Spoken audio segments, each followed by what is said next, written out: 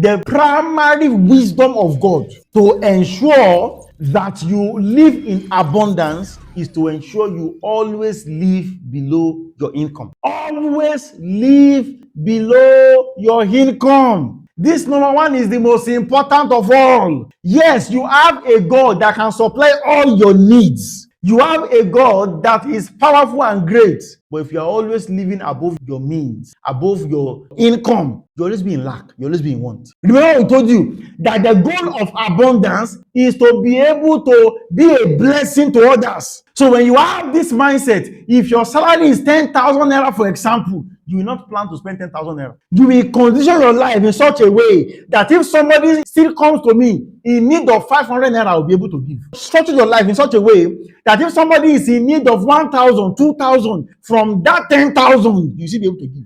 You can only live like that if you are living below your income. It's a mindset. So it means I am not trying to buy things and acquire things beyond my income. Yes, God can do miracles. Oh, I can tell you, God can do miracles.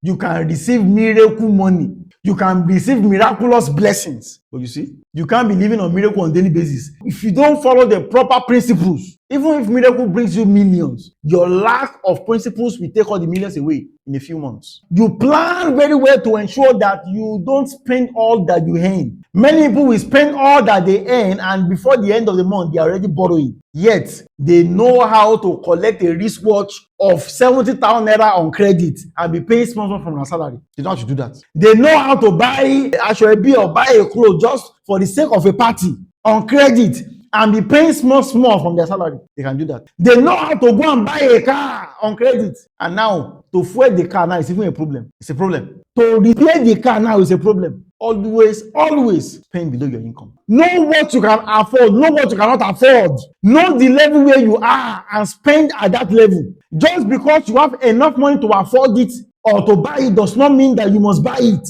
Always live in such a way that you have abundance left, but so that you can be a blessing to others. That's how to live. Just because your salary was increased by a little like this, you change your standard of living. Yeah, this TV, 40 inches, too small. Let me buy 72 inches. Always ensuring you are living at the edge of your income. And some are so poor that they won't even live at the edge. They will even live above their income. You will never walk in abundance that way. Somebody who is earning lower will be richer than you. There are parents today that school fees will not let them rest. School fees of their children. Because there is a standard they have set for themselves. Somebody like me, my child should be able to be in this kind of school. And then every time they are paying through their nose. To pay school fees. Why? They are not living within their income. Now, it's good to desire good thing for your children. It's a wonderful thing to desire, a good school, the best school for your children. But if you have to do it at the cost of your peace, at the cost of abundance, let me tell you, that's not God's best for you.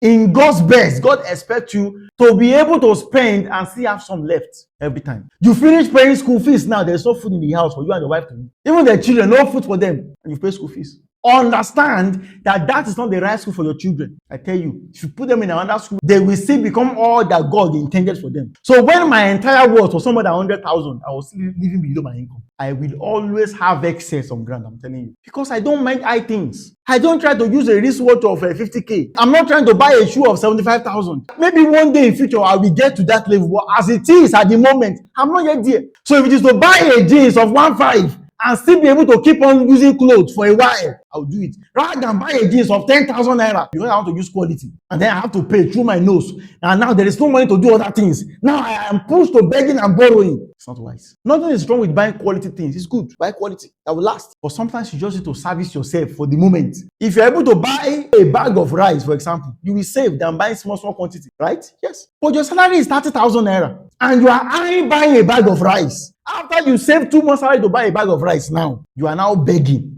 to transport yourself to your place of work. It's not just wise. Hallelujah. Buy the little you can buy now and keep on moving. So that you will have enough to save and enough to be a blessing to others. So the goal is not only to spend, you must have abundance enough to save, abundance enough to be a blessing. Abundance enough for emergencies in case they come. People will have house rent to pay in the next 12 months. And they will make plans today.